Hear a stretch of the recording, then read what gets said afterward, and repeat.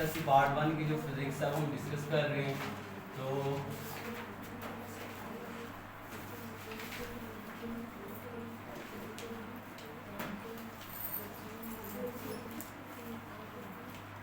Chapter number हम discuss कर रहे थे भाई 2, और आज का जो हमारा टॉपिक है वो है रिजोल्यूशन ऑफ फोर्सेस।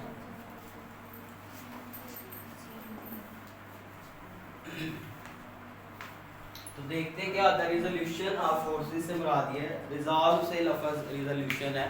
रिजॉल्व का मतलब होता है हल करना, तकसीम करना। उदाहरण देखते हैं तो हमारे पास एक फोर्स होगी, उस एक फोर्स को एक से ज़्यादा फोर्सेस में हमने डिवाइड करना है, ठीक है।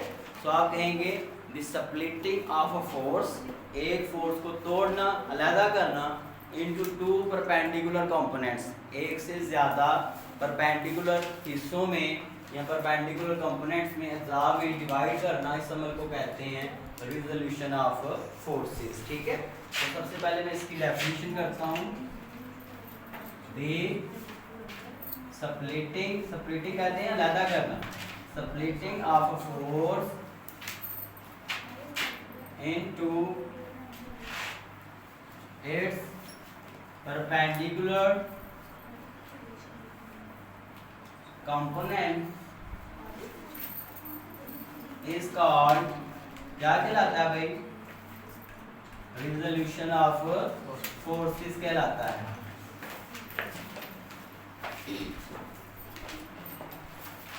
अब इससे क्या मुराद है, ये क्या हम बातें कर रहे हैं बार बार, उससे पहले थोड़ा सा आपको पता है कि मैंने आपको कोऑर्डिनेट सिस्टम के बारे में बताया था। कोऑर्डिनेट सिस्टम जब आप बनाते हैं तो वो पहले ड्रा कर लेते हैं। वो इस तरह से होता है, ये होता है एक्स एक्सिस, ये होता है वाई एक्सिस, और ये होता है आपके पास ओरिजिन। हमने ओरिजिन से फोर्स को स्टार्ट किया ड्रा करना, यहाँ से ये गई अभी फोर्स, ये एफ फोर्स, ठीक है।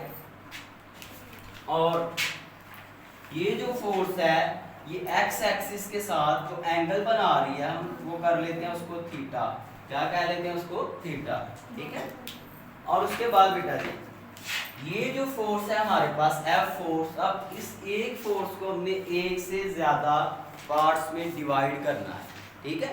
तो एक फोर्स को एक से ज्यादा पार्ट्स में डिवाइड करने का जो प्रोसेस है उसको आप कहते हैं रिजोल्यूशन ऑफ फोर्सेस, ठीक है, या फोर्स। अब उसके बाद जरा देखते हैं कैसे हम इसके ओरिजिन से ही हम एक फोर्स इधर से ड्रा करेंगे, इसका कंपोनेंट एक्स एक्सिस के लॉन्ग। तो ये जो मैंने कंपोनेंट एक्स एक्सिस के लॉन्ग लिया है उसको आप कह लेंगे एफ एक्स, क्या कह लेंगे, एफ एक्स, क्योंकि एक्स के ऊपर लिया है। और बेटा इसका दूसरा नाम होता है हॉरिजॉन्टल कंपोनेंट,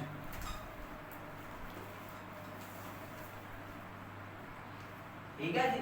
ये जो एक्स एक्सिस होता है ना, इसके लिए आमतौर पे वर्ड यूज होता है हॉरिजॉन्टल, ठीक है, इसलिए इसको हॉरिजॉन्टल कंपोनेंट कहेंगे क्योंकि हमने ये हॉरिजॉन्टल एक्सिस के ऊपर लिया हुआ है। बाद में हमने यहाँ से एक और फोर्स ड्रा करनी है जिसका टेल इसके हेड के साथ मिलेगा, और ये इसका हेड आपकी जो एक्चुअल फोर्स है उसके हेड के साथ जाके मिलेगा, ठीक हो गया भाई। अब ये जो फोर्स हमने y के लॉन्ग ली है इसको आपने क्या लेना है, एफ वाई, क्या क्या लेना है, और ये बेटा जो y एक्सिस होती है इसको वर्टिकल कंपोनेंट कहा जाता है, क्या वर्टिकल एक्सिस कहा जाता है। और वर्टिकल एक्सिस के ऊपर जो आप फोर्स ले रहे हैं उसको आप क्या कहेंगे, वर्टिकल कंपोनेंट कहेंगे, ठीक है बेटा जी, कोई कंफ्यूजन तो नहीं है।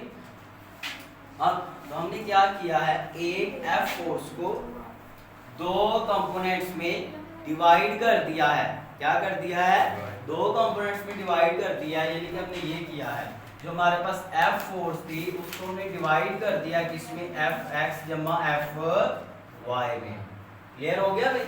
तो एक फोर्स को एक से ज्यादा फोर्सेस में स्प्लिट करना, डिवाइड करना, ये क्या कहलाता है, रिजोल्यूशन ऑफ फोर्सेस कहलाता है। अब एक और बात है कि ये जो एफ एक्स और एफ वाई होते हैं इनको बेटा रेक्टेंगुलर कंपोनेंट्स भी कहा जाता है, क्या कहा जाता है, रेक्टेंगुलर कंपोनेंट्स। वो देखते हैं वो क्या है बेटा, देखते हैं अगर आप x और y के दरमियान जो एंगल बन रहा है वो कितने डिग्री का है, 90 डिग्री का, because vertical and horizontal component, vertical and horizontal components are क्या हैं, परपेंडिकुलर टू ईच अदर, एक दूसरे के क्या हैं, परपेंडिकुलर है, एक दूसरे के साथ 90 डिग्री का ज़ाविया एंगल बना रहे हैं, इसलिए हम इनको क्या कहते हैं, रेक्टेंगुलर कंपोनेंट्स कहते हैं। ठीक है, उसके बाद ये भी हमारे पास हो गया। अब जरा हम थोड़ा सा और इसको आगे लेके चलते हैं, तो अगर डायग्राम के अकॉर्डिंग देखें तो इसको एबीसी का आप नाम दे लें। आपके पास क्या है भाई, ये आपके पास P है और ये आपके पास R है। ठीक है, OPR, क्लियर है जी। अब तो डायग्राम के अकॉर्डिंग जो हमारे पास OR है, यहां से लेके यहां तक, वो इक्वल है किसके, देखिए भाई, OR को हमने दो हिस्सों में डिवाइड किया, OP प्लस P, ठीक हो गया, ये बात समझ आएगी नहीं, OP प्लस PR, ठीक है। अब उसके बाद अगर हम इनकी वैल्यूज भी जो है वो इनको पुट कर देते हैं, तो OR हमारे पास इस डायग्राम के अंदर किसके इक्वल है, F के इक्वल है, और OP किसके इक्वल है, FX के, और उसके बाद PR किसके इक्वल है, FY के। ठीक है, अब उसके बाद मजीद हम चलते हैं तो हम देखते हैं कि FX बाई किसके इक्वल होता है, खुद इसका क्या फार्मूला होगा, हॉरिजॉन्टल कंपोनेंट जो होता है इसका क्या फार्मूला आएगा, वो भी हम ट्राई करते हैं, ताकि अगर हमने वैल्यू फाइंड करनी है तो कैसे फाइंड करेंगे, और ये जो आपके पास वर्टिकल कंपोनेंट है इसका क्या फार्मूला आएगा, अगर हम वो भी ड्राइव करते हैं। तो मैंने बेटा ट्रिग्नोमेट्रिक रेशियोज इसमें हम यूज करेंगे, 3 ट्रिग्नोमेट्रिक रेशियोज होती हैं, मैं यहाँ पे लिख देता हूँ, 3 होती हैं भाई, साइन थीटा, कॉस थीटा और टैन थीटा। ठीक है, सो साइन थीटा क्या होता है, साइन थीटा हम कहते हैं परपेंडिकुलर ओवर बेस, यही होता है ना, परपेंडिकुलर ओवर हाइपोटेन्यूज, और उसके बाद कॉस होता है बेस ओवर हाइपोटेन्यूज, और टैन होता है परपेंडिकुलर ओवर बेस। ये कैसे, ये मैंने आपको शायद पहले बताया, और नहीं तो आप सुन लें, इस तरह आप ये वर्ड याद रखेंगे, some people have curly brown hairs, so ये अपनी बुक्स के ऊपर लिख लें, प्रॉपर ब्रशिंग। ठीक है, अब देखें इसमें ये जो S है ये क्या जाहिर करेगा, साइन थीटा, ये जो P है ये जाहिर करेगा परपेंडिकुलर, और H क्या जाहिर करेगा, हाइपोटेन्यूज। ये क्या होते हैं, जो बच्चे उर्दू मीडियम वाले हैं वो जरा सुन लें, ये बेटा ट्राइएंगल होती है, तो ट्राइएंगल के अंदर ये जो नीचे वाली साइड होती है इसको आप कहते हैं बेस, जिसको उर्दू में कायदा कहा जाता है। ठीक है, और ये जो साइड होती है इसको कहते हैं परपेंडिकुलर, जिसको उर्दू में अमूल कहा जाता है, और ये जो साइड होती है इसको कहते हैं बेटा हाइपोटेन्यूज, जिसको आप बदर कहते हैं उर्दू में। ये तो रेशियो होता क्या है कि एक चीज को आप दूसरी पे डिवाइड करें उसको आप रेशियो कहते हैं। तो जब आप क्या करते हैं, परपेंडिकुलर को हाइपोटेन्यूज पे डिवाइड करते हैं तो जो रेशियो आती है इसको क्या कहते हैं, साइन थीटा। जब आप बेस को डिवाइड करते हैं हाइपोटेन्यूज तो तब जो रेशियो आती है इसको कहते हैं कॉस थीटा।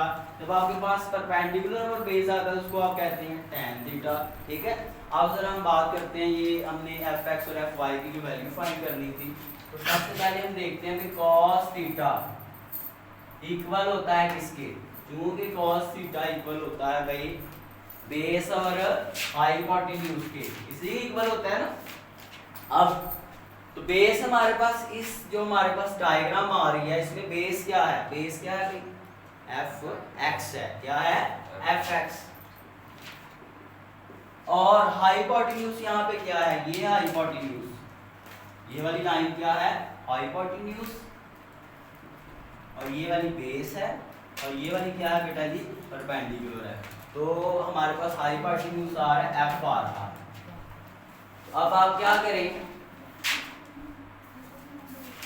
एफ को इधर ले आए, इधर आके मल्टीप्लाई करें तो ये बन जाएगा एफ कॉस थीटा, ये बीच वाली चीज को स्किप कर दें, और इधर बच गया एफ एक्स। तो एफ एक्स हमारे पास क्या आ गया है, F X is equal to F cos theta, ये हमारे पास फार्मूला आ गया है हॉरिजॉन्टल कंपोनेंट का।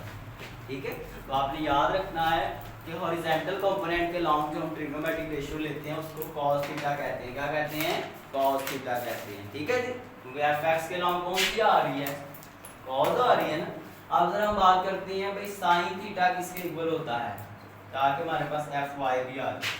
sin थीटा इक्वल होता है किसके? परपेंडिकुलर और हाइपोटेन्यूज के। और परपेंडिकुलर यहाँ पे क्या है? ये चीज क्या है भाई? परपेंडिकुलर fy, और h हाइपोटेन्यूज क्या है हमारे पास? तो कहाँ पे? ये है f। तो f इधर आगे मल्टीप्लाई हो गया, f sin theta is equal to fy। अब हमें fy का फार्मूला आ गया, fy is equal to f sin theta. ये आ गया भाई वर्टिकल कंपोनेंट का फार्मूला। क्लियर है?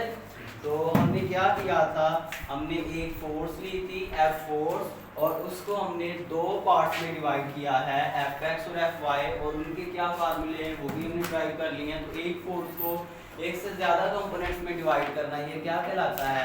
रिजोल्यूशन ऑफ फोर्सेस कहलाता है, या रिजोल्यूशन ऑफ अ फोर्स कहलाता है। तो ये हमारे पास आज का टॉपिक था, इसको आप अच्छे से तैयार करके आएंगे। और एक और बात है बेटा कि दूसरा ये कि आप इसको लिखेंगे इस तरह से, फोर्स को अगर आप इसके वेक्टर फॉर्म में लिखेंगे, यूनिट वेक्टर तक इनके आप लिखें, तो F इक्वल होगा इसके Fx cos थीटा। और बेटा आपको याद होगा कि x के लॉन्ग आप यूनिट वेक्टर कौन सा लेते हैं? I लेते हैं। इसको यूनिट वेक्टर की फॉर्म में लिखेंगे, वेक्टर फॉर्म में इसका साथ यूनिट वेक्टर आप I लगाएंगे, क्योंकि x के ऊपर आप कौन सा यूनिट वेक्टर लेते हैं? I। तो ये x एक्सिस के लॉन्ग है, प्लस Fy था, कहाँ पे Fy?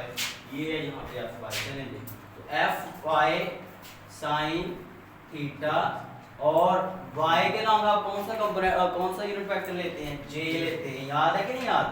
और z के लॉन्ग आप k लेते हैं। ठीक है, अगर एक तीन फोर्सेज होंगी तो फिर आप तीसरी भी यहाँ पे लिख लेंगे। ठीक है, तो बहरहाल ये हमारे पास आज का टॉपिक था। अच्छे से आप इसको तैयार करके आएंगे और साथ साथ इसको करते जाएं बेटा, और तब इंशाल्लाह आपकी ये फिजिक्स बहुत इजी होगी। तो अपना ख्याल रखिएगा। अल्लाह हाफ़िज़।